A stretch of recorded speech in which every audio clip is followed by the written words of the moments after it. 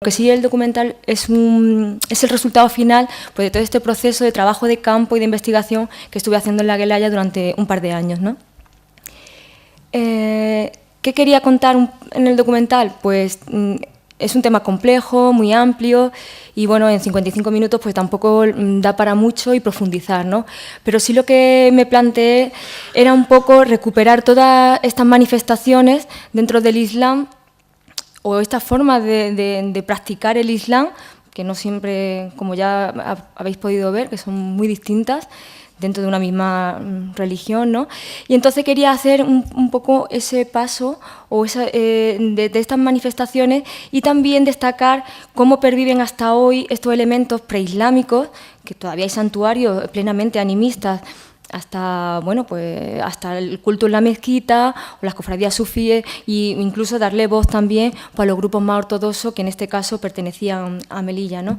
Entonces, lo que pretendía más bien era eso, no profundizar mucho tampoco.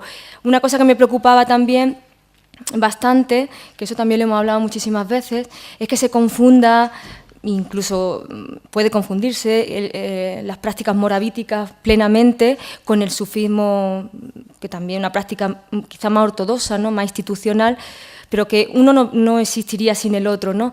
Y es muy difícil en 55 minutos explicarlo y que se entienda muy bien. No sé si aquí ha quedado claro, ¿no? Quizá es la parte más complicada. Pero no podía dejar de dar pie a que hablaran sufíes o también buscar estas prácticas desde el pueblo, de la gente de la zona rural, ¿no? Cómo ve a los santos o cómo ve el santo, la figura del santo, un sufí o una persona que vive en el campo y que acude a un morabito, ¿no? Y bueno, eso era un poco todo lo que yo quería contar. Y no sé si ha quedado claro o no. Y bueno, lo que queráis preguntarme también sobre la experiencia o lo que queráis saber.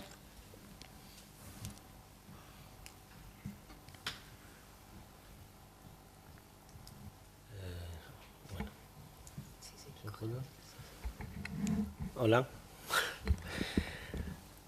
Yo, en primer lugar, solo para aclarar un poco, yo mi especialidad, trabajo, es una de mis líneas de investigación, trabajo sobre la literatura hagiográfica, centrada particularmente en fuentes escritas y inéditas, pero por razones de estas razones que a veces no tienen mucha explicación, centramos una parte. Yo eso lo que estoy diciendo es lo voy a comentar, lo iba a comentar mañana por la mañana antes de mi intervención, pero el caso es que me ha acercado a través de mi proyecto de investigación a la literatura geográfica, a los santos. Yo quería también explicar que el tema santo es simplemente a carácter epistemológico para acercarnos a la literatura cristiana, para que la gente entienda a qué se refiere con el tema santo dentro de un contexto musulmán. Hay que explicar que el santo en el Islam es Wali Allah y el Wali no tiene casi nada que ver con el santo dentro de un contexto cristiano. Así que hay que tenerlo muy presente. ¿Por qué? Pues porque cuando se habla de un santo dentro de un contexto musulmán simplemente para para transmitir a la gente como es una especie de traducción, acercamiento, nada más, porque el santo en el Islam, pues prácticamente se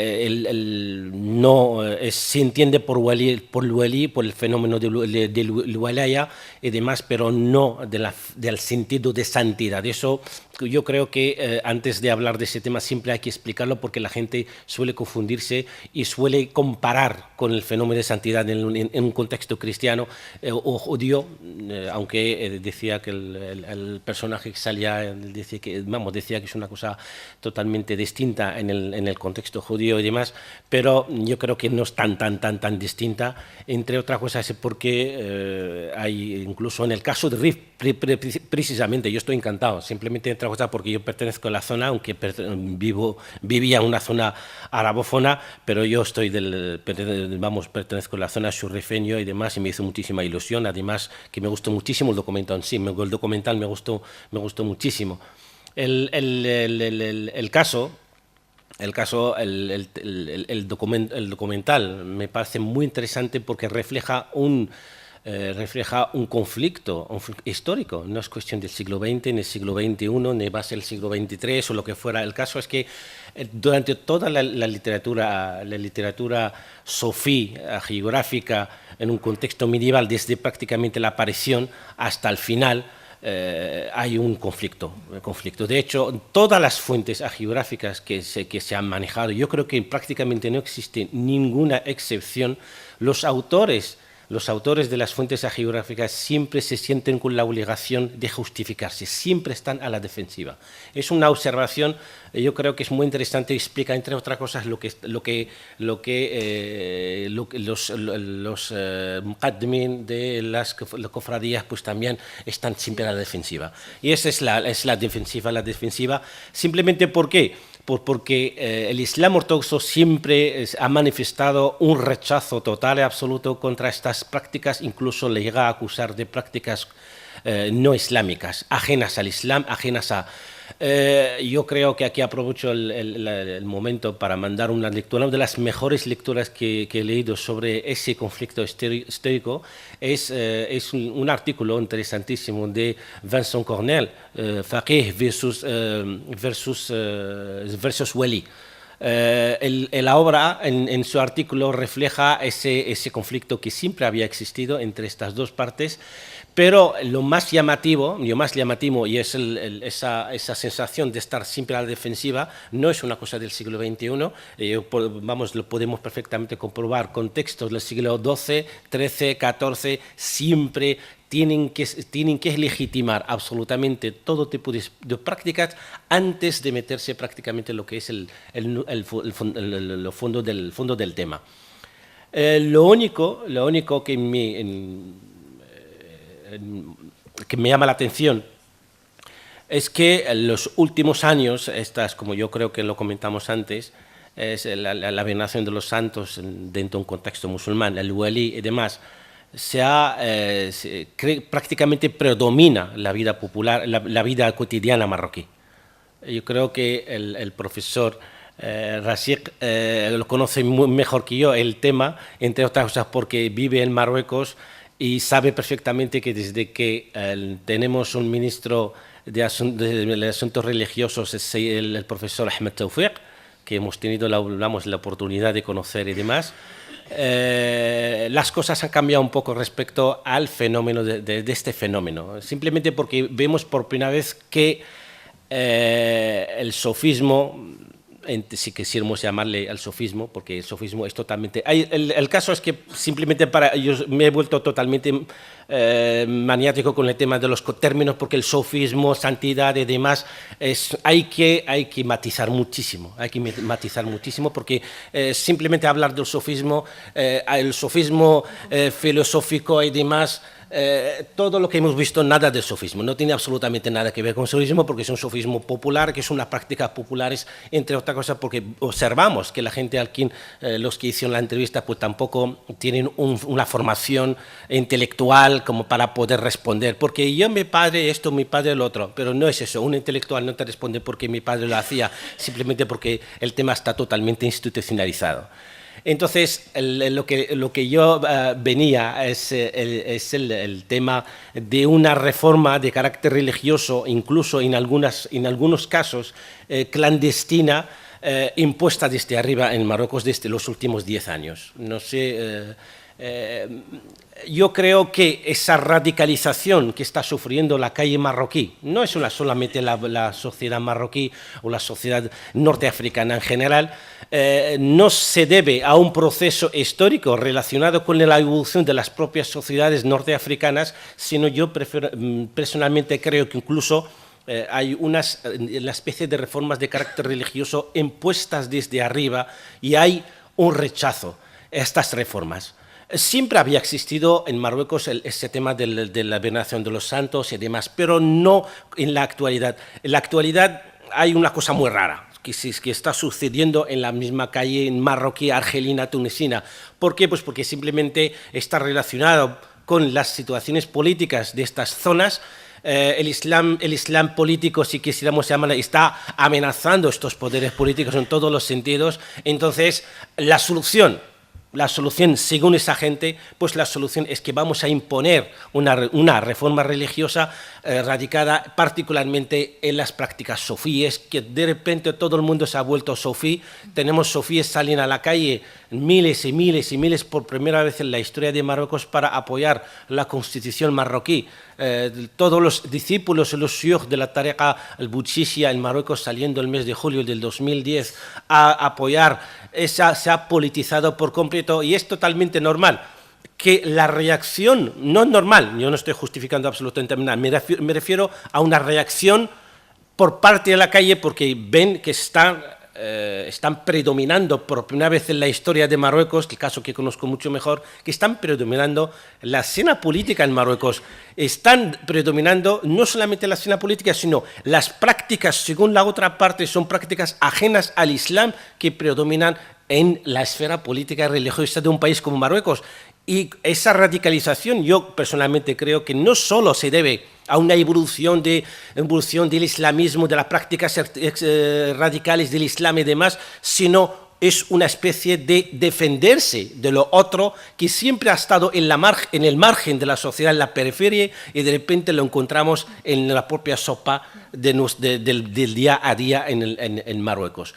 Por eso yo quería hacer hincapié en este asunto. Te doy la razón porque además en Melilla cuando me proponen esto, hacer el documental me lo propone una institución que, bueno, política, porque entonces me planteaba hacer un documental porque tenemos que luchar en contra de este grupo ortodoxo que se están infiltrando en la ciudad y tal, y quieren... La idea de este documental era pues mostrar que existen otras prácticas como el sufismo, es prácticamente todo lo que está explicando Rachid, ¿no? Pero esto en Melilla. Y así que sí que te doy la razón, que, se quiere utilizar el sufismo o este tipo de religiosidad más popular para defenderse. No solo el sufismo, perdona si te interrumpo, no sé, esto siempre había existido. Claro. No yo personalmente, ni yo ni nadie que hayamos vivido en Marruecos o que vivimos en Marruecos o que vivimos, puede decir que este fenómeno de sofismo nunca había existido. Es que es imposible, siempre había existido. Lo único, una cosa es existir y otra cosa es imponerse desde arriba. Y esto es el error político que está cometiendo un país como Marruecos. Y Argelia está haciendo lo mismo, Túnez más o menos, pero Argelia y Marruecos están haciendo prácticamente una política religiosa totalmente parecida, porque están intentando imponer una reforma de carácter religioso desde arriba.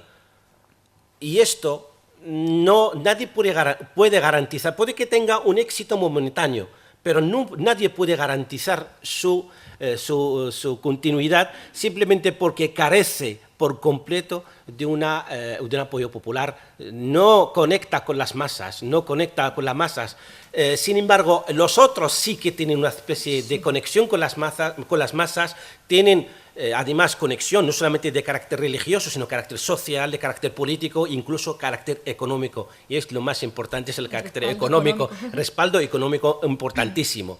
Por lo cual, sabemos nosotros, yo creo que el profesor también lo sabe, que todos los movimientos históricamente hablando, los que carecen de apoyo de las masas y el apoyo popular, están condenadas al fracaso. Yo creo que están condenadas al fracaso y yo no creo que sea una política que vaya a tener. Eso sí, el problema está generando una conflictividad social religiosa inventada en la que garantiza la estabilidad política. Es lo que yo creo personalmente lo que está sucediendo, porque siempre habían convivido. Estamos hablando prácticamente desde el siglo XII, es cuando empezaron las manifestaciones de los sofíes, el fenómeno de la santidad y demás y demás. Desde el siglo XII se consolidan en el siglo XIII y se institucionalizan por completo en el siglo XIV. Y a partir del siglo XIV pues tenemos hasta la propia actualidad. Un pequeño paréntesis respecto a todos los santos prácticamente del norte de Rif. Yo creo que es un derecho de estos muertos o lo que fuera de rendirles homenaje en el sentido de que la mayoría eran figuras en figuras emblemáticas desde el punto de vista político y social antes sí. de ser religioso, porque la mayoría de ellos están totalmente identificados en una obra tan importante como el Maqsad Sharif del Badisi en el siglo XIV, están identificados y son gente relacionada particularmente con la resistencia, con todas las actividades corsarias en el Mediterráneo, y luego pues nada, pues las cosas han cambiado por completo, solo era eso. Sí. Sí, bien, gracias. Bueno, yo quería incidir en algunos aspectos y luego comentar cuestiones que han salido, ¿no? Bueno, por un lado, antes de empezar, yo creo que es muy interesante, yo animo a Sonia algún día a escribir un artículo sobre, bueno, lo que en el cine se dice el making of, ¿no? Es decir, el contexto social en que se inscribe todo esto, ¿no? Desde digamos, el pedido político hasta incluso la representación, porque pocas veces creo que un documental ha sido tan, es decir, intentaré controlar detalles que sé que no quiero explicar, pero es decir, que la propia aparición de los diferentes grupos y visiones en el documental, pues se estuvo negociando hasta última hora, ¿no? Un poco, es decir, quién aparecía, quién no aparecía, si salen estos no salgo yo, y al final, claro, Melilla es un lugar muy pequeño para quien no lo conozca, ¿no? Son 3 por 4 kilómetros, 70.000 habitantes, y se presentó la película ¿qué fue? ¿En mayo? En mayo, en un teatro con 700 personas, se llenó, y todos los implicados que aparecen en el documental estaban allí mirando, y entonces tú estabas como un poco, diríamos, nerviosa, ¿no?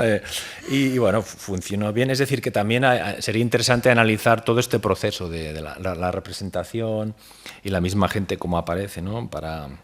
Porque esto no deja de ser eso, una representación de la realidad, ¿no? Y bueno, y cuestiones diversas, ¿no? Que quería explicar, ¿no? Es muy curioso porque ha aparecido cosas que no me había fijado. Yo lo di en francés. Ce matin, Monsieur Rachik nous a parlé de rapport entre idéologie et religion. Et un des wahhabis qui a parlé, celui qui avait la barbe plus dense, qui a utilisé justement le mot idéologie pour référer ce qu'il disait à propos de l'islam. C'est une observation qui c'est explicite, donc c'est très intéressant comme observation. Luego, quería decir unas palabras sobre el continuo cambio de posiciones, ¿no? Hay una información que no la voy a dar, ¿eh? Puedes dar toda la que quieras, ¿eh? ¿Sí? No hay nada secreto. Claro. ¿Seguro? Por supuesto. El que acompaña el wahhabí que acompaña al... Sí, el más joven. Mohamed. Sí. Bueno, que digamos que no está mucho por la labor wahhabí, ¿no? Bueno, en fin, es igual. Está saliendo, es decir, uno de los personajes que aparece está como saliendo de esta perspectiva, ¿no? Es decir, los cambios en este mundo de las ideologías y las prácticas es continuo, ¿no? Otro caso, este ya lo digo yo porque tengo la información directa por mi cuenta, ¿no? Una de las personas que aparece, Abdelkader, y que habla muy bien el castellano y defiende el sufismo como pues que no está en contra del Islam, etcétera. Él, no sé si lo sabéis, pero es muy importante decirlo, fue el primer musulmán eurodiputado, fue eurodiputado por Izquierda Unida, es decir, un comunista, ¿de acuerdo? Esto es una pauta también muy interesante a estudiar, estos pasos de identidad y de ideología, y es muy interesante. Hay gente que hay algunos trabajos sobre estos traspasos del comunismo al islamismo como bueno, en este caso no sería islamismo, pero como utopías, ¿no? Como utopías y modelos simbólicos de una sociedad mejor. Luego una cosa que me llamó mucho la atención y que siempre se lo digo a ella, que sin quererlo, si os fijáis, y Rachik lo ha dicho antes, hay como una especie de coincidencia entre los diferentes discursos. Si os fijáis, desde las mujeres hasta los wahhabís, el rabino judío de Melilla, absolutamente todo el mundo coincide en presentarse como en este discurso de autodefensa, como diciendo, no, el judaísmo solo esto, no rendimos culto al santo sino a Dios, y que santo, la mujer, la Fátima la Gorda, ¿no? Dice, bueno, que Solo a Dios. Yo, solo a Dios, ¿no? Los diferentes actores, todos van como autodefendiéndose, parece como una especie de... Bueno, es muy interesante en consonancia con lo que comentaba él antes, ¿no?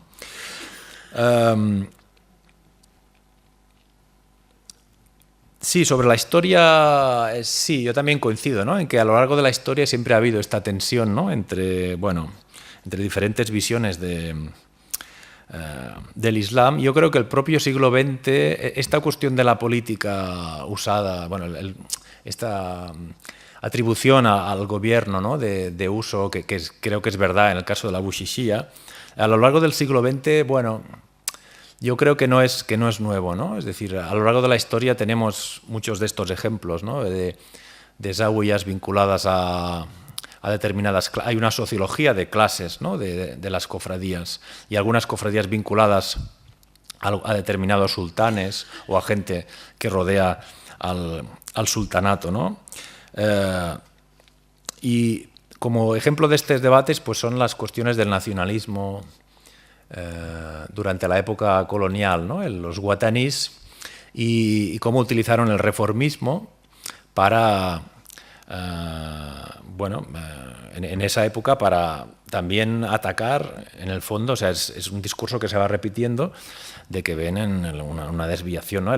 Ben Aliwa, que aparece una foto en el documental, ¿no? De que funda esta Zawiya Alawiya en Argelia, pues sufrió los ataques en Argelia por parte de los nacionalistas allí, ¿no? De los reformistas, y esto se pasó también en la zona del protectorado español, fue también muy fuerte. Pero en consonancia con lo que también he comentado esta mañana de presentar estas intersecciones, este tissu continu que decía Berg, es que hay casos, por ejemplo, como Tuhami el-Wazani en Tetuán, que es uno de los líderes de este reformismo en Tetuán. Pero Tuhami el-Wazani era una persona que iba al cine, le encantaba el teatro. En mayo hablé con su nieto y me explicó que le hizo comprarse unas zapatillas deportivas Air Jordan último modelo antes de morirse porque veía que era lo más cómodo para caminar.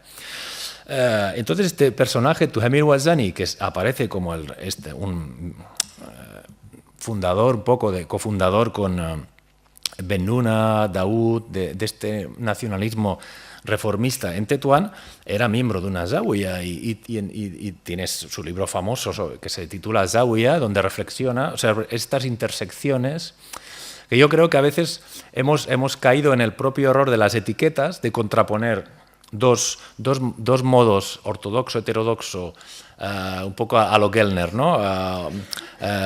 Escrituralismo versus santos, pero en la práctica, como casos como el Wazani y muchísimos más en la historia de Marruecos, donde hay esta intersección entre estas visiones que formarían parte quizás de esta dinámica. Y con esto lo dejo porque si no, no damos tiempo a las preguntas. Gracias. El tema del nacionalismo y demás, yo creo que es una cosa totalmente relativa, porque depende de la fuente, depende de la persona que interpreta estos hechos, entre otras cosas, porque si lo que para muchos lo consideran un movimiento nacionalista y demás, otros no piensan lo mismo. ¿Por qué? Pues porque simplemente el papel desempeñado por, no hablo del Wazani, Tuhami el-Wazani y su Zawiya, pues simplemente un pequeño detalle sobre el tema de Zawiya el-Wazaniya, es la primera que reconoció el protectorado francés incluso antes del siglo XX, antes de la entrada del siglo XX. Fue la primera Zawiya a finales del XIX que puso la bandera francesa encima de la sede de Zawiya en Wazan. Pero no hablo solamente de esto, hablo incluso de figuras que están destacadas en el nacionalismo marroquí, pero por otros no se consideran ni nacionalistas ni nada por el estilo, porque ahí entramos en otros detalles, sobre todo con el tema bereber. Y a mí me llamó la atención incluso la aparición con frecuencia del nombre en la en la intervención de Yolanda esta mañana, que el nombre del Torres salía mucho como un nombre de Mohamed Abdelkarim Khattabi, y salía con nombres que son nombres incluso históricamente prácticamente no se casan, estos nombres. Y entre otras cosas, pues también por la postura de Abdelkarim Khattabi frente a toda la negociación de independencia marroquí, y entre otras cosas porque por eso se fue a Egipto y nunca quiso volver a Marruecos ni volver a contactar con los nacionalistas marroquíes, porque él rechazaba desde el principio los acuerdos de independencia, hecho que ha sido firmado por todos los nacionalistas, y Abdelkarim Khattabi no dijo que no. Que sí. Y luego, pues nada, sabemos, no es ningún secreto a estas alturas. La independencia marroquí la conocemos, conocemos perfectamente los términos, y no mucha gente está de acuerdo con cómo se llevó a cabo la independencia. Abdelkarim Khattabi es uno de ellos. Abdelkarim Khattabi, pues también teníamos que haber, por ejemplo, hablar de su faceta de formación árabe islámica. Abdelkarim Khattabi es una producción del Qarawiyyin en Fez, de una formación única respecto a la formación. Por eso, entre otras cosas, no insistía sobre el tema ni bereber ni nada por el estilo, porque antes todo tenía una formación totalmente de carácter islámico. ¿Por qué? Porque además es una figura, es una especie incluso considerado una persona sabia en ese sentido. Hay muchas más cosas, incluso hay mucha documentación que incluso Madariaga no ha tenido en cuenta, porque sobre todo documentación escrita en árabe. Yo tuve la oportunidad de hablar con ella una vez y me dijo que no había manejado esta documentación en lengua árabe, entre otras cosas porque hay cosas más interesantes, luego ya tranquilamente hablamos. El caso es que yo no tomaría directamente el tema del nacionalismo, porque yo personalmente tengo mis reservas respecto a todos esos nacionalistas con el tema. Entre otras cosas es porque lo que es nacionalista y defensor de la libertad de independencia marroquí, porque no dejan de ser mucha gente que ha pactado y han firmado cosas incluso en contra de la propia población marroquí, en contra de la independencia marroquí. Fueron los que metieron a los marroquíes en la guerra civil española así gratuitamente en ese sentido, pero simplemente porque hay cosas que yo creo que hay que matizar mucho. Yo no las veo así como una cosa indiscutible, porque es totalmente. El problema es que todavía no tenemos una historia de nacionalismo marroquí escrita en buenas letras, todavía necesita. ¿Por qué? Pues porque simplemente espero que, como estamos en una época que se caracteriza por la revisión y la escritura de la historia, la marroquí no es ninguna excepción, pues espero y deseo de todo corazón que incluso ese aspecto de la historia contemporánea marroquí también sufra una revisión, porque no es lo que y todo lo que sabemos sobre esta gente, pues la verdad que... A mí me gustaría en este momento abrir un turno de preguntas a la sala, porque seguramente que bueno, la visión del documental pues, nos ha generado muchas cuestiones, o algunas cuestiones que tenemos la oportunidad de contrastar con la realizadora, ¿no? Entonces, bueno, pues si alguien tiene alguna cuestión, también porque por razones de tiempo, todo el día con la misma cuestión, pues sería oportuno que la realizáramos ahora. Sí, Carlo Capello. Yes. Okay. Well, okay? No. Yes? Yes. Okay. I speak in English or in French. Well. En français? Oui, en français. Oui, c'est mieux? C'est plus général? Je veux dire, j'ai bien apprécié le documentaire.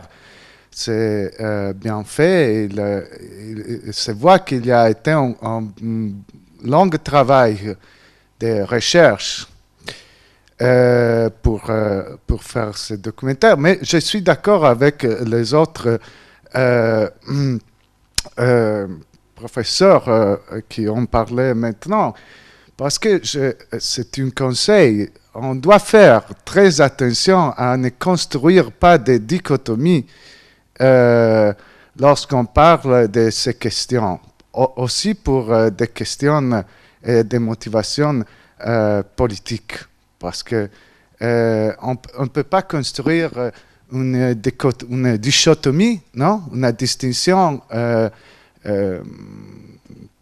parfait entre soufisme et islamisme, et choses comme ça. C'est un petit dangereux et c'est quelque chose qui ressemble vraiment des voisines à l'ancienne politique après les Berbères et les Arabes. Non, c'est la même chose. Les anthropologues ont raté dans le passé en distinguant très nettement entre Arabes et Berbères. Et on ne doit pas faire encore cette erreur maintenant. Comme anthropologue, je veux dire, comme anthropologue, on doit éviter toute forme de dichotomisation et de division très nette. Ouais. Une autre question? Parce que ça a été plutôt une remarque, je pense. Oui, José Copete, d'Alacant.